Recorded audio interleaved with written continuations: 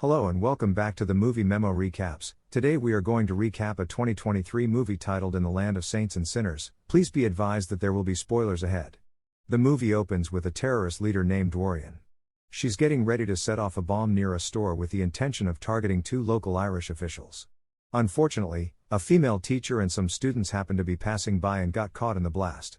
After the attack, Dorian and her group swiftly changed their car to avoid leaving any evidence behind. Then, Dorian left the city and went far away until things quieted down. The scene then switched to a middle-aged man named Finbar. He's with a sheriff, and they share a hobby of shooting, unbeknownst to the sheriff that Finbar is actually a hitman.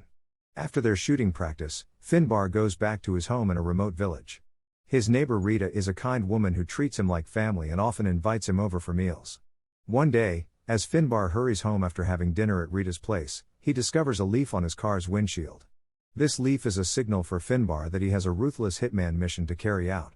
He finds a photo and the location of his target inside the car. Without wasting time, Finbar heads to the city where his target, Bart McGinnis, is supposed to be at a cafe. Finbar arrives at the cafe and begins monitoring Bart, who used to be a ruthless gang member but has since turned his life around and become a gospel singer. Not long after, Finbar successfully kidnaps Bart and takes him to a secluded area. He forces Bart to dig a hole where a pine tree will serve as his grave. Interestingly, all the young pine trees in that area represent the graves of Finbar's previous targets. After Bart finishes digging, Finbar gives him 2 minutes to say his last words.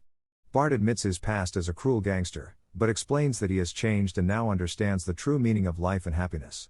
He believes that as long as Finbar continues to be a hitman, he will never find peace in his heart.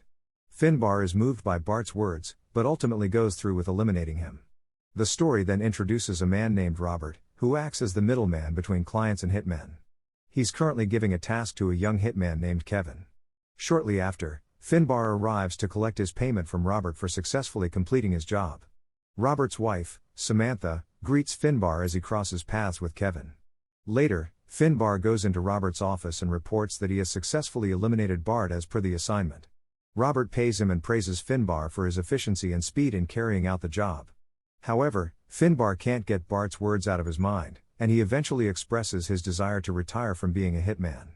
Robert is taken aback by Finbar's sudden decision to retire. At first, he tries to persuade Finbar to reconsider, but Finbar is resolute in his decision. He plans to start a new life as a farmer. Robert, who has known Finbar for a long time, ultimately respects his choice. Later, Finbar goes to a store to buy plant seeds as he is embarking on a new career as a farmer. In the end, he returns home and begins farming on the land near his house. Rita is pleased, as she now knows Finbar's true intentions. The next day, Finbar coincidentally encountered a young girl named Moya while she was fishing. They both lived in the same village. While talking, Moya accidentally dropped her lunchbox with her food. She seemed quite panicked, and Finbar noticed bruises on her neck. Concerned for Moya, Finbar decided to visit her mother, Sinead, who worked at a cafe. When Finbar met with Sinead, he asked her not to scold Moya for dropping the lunchbox and promised to replace it the next day. He had a suspicion that Moya might be experiencing abuse from her own mother. As Finbar was leaving, he unexpectedly ran into Moya again, who still appeared very frightened. He reassured her that there was no need to be afraid because he had already informed Sinead about what had happened. Then, he accompanied Moya home. When they arrived, a man named Curtis claimed to be Moya's uncle and scolded her for not bringing him the food he had asked for, indicating that the lunchbox belonged to him. This puzzled Finbar because he had never seen Curtis before. After Finbar left, Curtis went to a place and turned out to be one of Dorian's henchmen. Dorian, the terrorist leader responsible for bombing two local officials, was hiding with her associates in a shed behind Moya's house. The next day, Finbar returned to Moya's house to deliver the replacement food he promised. After giving the food to Sinead, Finbar noticed Moya sitting alone, holding a bullet. Concerned, he asked for the bullet and saw bruises on her hand. He learned that Curtis had been mistreating Moya.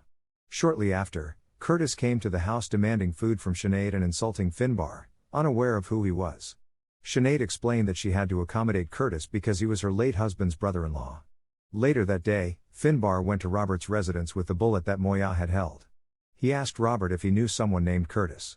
Robert was surprised and warned Finbar to stay away from Curtis. However, Finbar declared his intention to eliminate Curtis for mistreating a young child. Shortly after, Finbar monitored Curtis as he swam alone at the beach and offered him a ride. Curtis initially appeared arrogant and asked if Finbar had a rifle. Finbar confirmed and showed it to Curtis. Suddenly, Finbar struck Curtis with the rifle, rendering him unconscious. He transported Curtis to his usual burial spot, but Curtis attempted to fight back and escaped, so Finbar shot him in the leg. Just as Finbar was about to finish Curtis, the rifle jammed, giving Curtis an opportunity to retaliate. At that moment, someone else shot Curtis dead, and it was Kevin, the young hitman. Kevin even volunteered to dig a grave for Curtis because he admired Finbar. A few days later, Dorian was worried because Curtis had suddenly disappeared. Her associates believed they were now wanted by the police and Curtis might have been captured. They urged Dorian to leave, but she refused until she found out where Curtis was. She approached Sinead for information about Curtis. Sinead suggested that Curtis might have left because he was tired of being Dorian's henchman. Angry, Dorian threatened Sinead but then listened to her advice to seek out Robert, the most respected person in the area. Before meeting Robert, Dorian returned to the shed to get her pistol, and she noticed a bullet missing from her gun. Not long after, she arrived at Robert's house and asked him about Curtis. Robert pretended not to know Curtis, but Dorian stepped on a bullet like the ones in her pistol, realizing the truth. Robert admitted that Finbar had killed Curtis, but he swore he never ordered it. Dorian thanked him but then shot Robert in the head. Samantha heard the gunshot and tried to enter but was stopped by Dorian. She threatened Samantha, not wanting her to see her face. Later, Dorian and her associates took the money they found in Robert's desk drawer and left. An hour later, Kevin met with Finbar and informed him about Robert's murder. They rushed to Robert's house, where Finbar asked Samantha about what had happened. Samantha didn't see the killer but overheard a woman mentioning Curtis. Finbar realized he might be the next target for revenge over Curtis's death. He burned all the documents in Robert's office and told Samantha to seek help from the police once they were gone. Meanwhile, Dorian and her associates stopped at a plant seed store to find out where Finbar's house was. They pretended to be Finbar's relatives and got the information from the store owner. They infiltrated Finbar's house and saw an old photo of him as a former colonel in the Irish Army. Finbar and Kevin were on their way home when they noticed the lights on in his house, realizing someone had broken in. They decided to watch from a hill to identify the intruder. The next morning, Dorian, frustrated by Finbar's absence, damaged his car. Kevin considered shooting her, but Finbar stopped him. Rita confronted Dorian for her behavior, but Dorian attacked and knocked her out.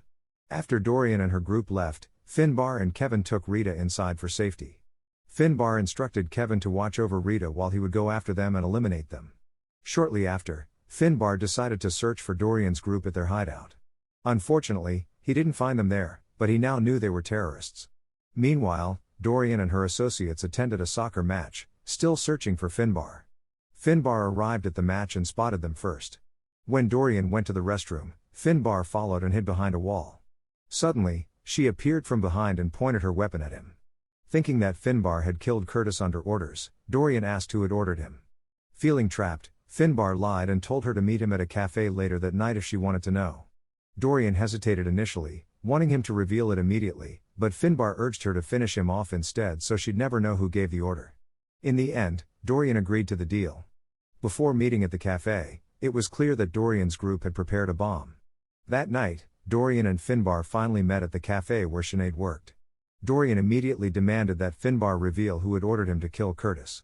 However, at the same time, Kevin suddenly appeared and claimed that he was the one who had ordered Finbar to kill Curtis. Upon learning this, Dorian, who was carrying a pistol, shot Kevin without hesitation, causing chaos in the cafe. One of Dorian's associates was shot by Finbar, while Kevin, injured, managed to return fire. For the second time, Finbar took down one of Dorian's associates, injuring their arm. Shortly after that, one of Dorian's associates outside tried to throw a bomb into the cafe, but Finbar prevented it. After the explosion, Dorian hurriedly fled. However, before leaving, she killed Kevin. When Finbar was about to chase after her, one of Dorian's associates was still alive, and they engaged in a fight. Eventually, Finbar confirmed that all of Dorian's associates were dead. Afterward, he pursued Dorian, who was heading towards a church. In the end, Finbar reached the church and met Dorian, but she had lost too much blood and died on the spot. A few days later, Finbar was having a conversation with Rita. Finbar wanted to say goodbye to Rita because he planned to start a new life in California, United States. He promised to visit Rita every month, bringing the movie to the end. Thanks for watching. If you are new, don't forget to subscribe for more of these recaps. Until next time, have a nice day.